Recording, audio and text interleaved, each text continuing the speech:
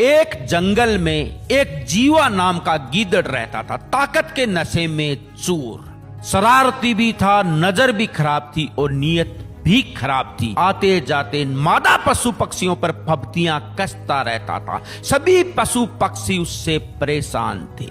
एक बार एक लोमड़ी उधर से गुजर रही थी। ज्यों ही गीदड़ ने देखा तो बड़े ही फब्तियां कसने वाले अंदाज में बोला, क्या बात है भाभी, इतना सज संवर के किधर चली, जरा अपना रूप हमें भी तो दिखा दो।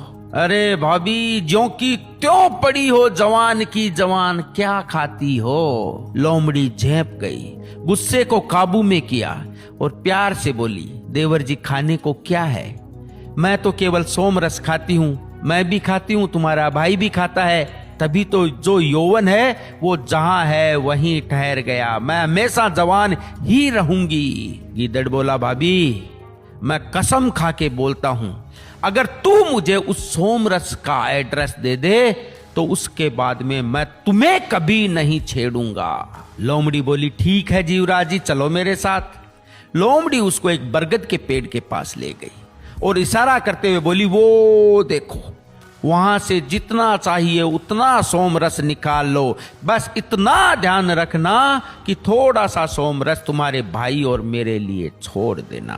गीदड़ बोला, दफा हो जा, बस मेरे को तो एड्रेस ही लेना था, अब तो पूरा सोमरस मैं पीऊंगा, मैं खाऊंगा, मैं रहूंगा अमर जवान। और गीदड़ ने ज्यों ही उसमें हाथ दिया, वहां पे टांटियों का छत्ता था। टांटिए उसको ऐसी ऐसी जगह खाने लगे कि कान से धुआं और आंखों से पानी निकलने लगा।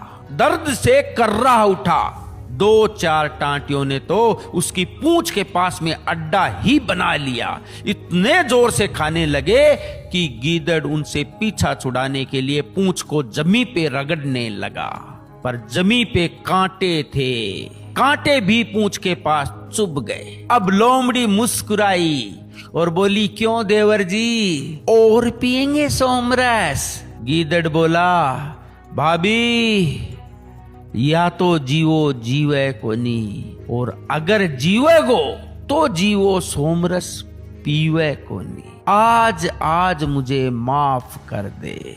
दोस्तों, इस कहानी का मतलब यही है, कभी किसी को कमजोर मत समझो, कभी किसी बहन बेटी पे फब्तियां मत कसो।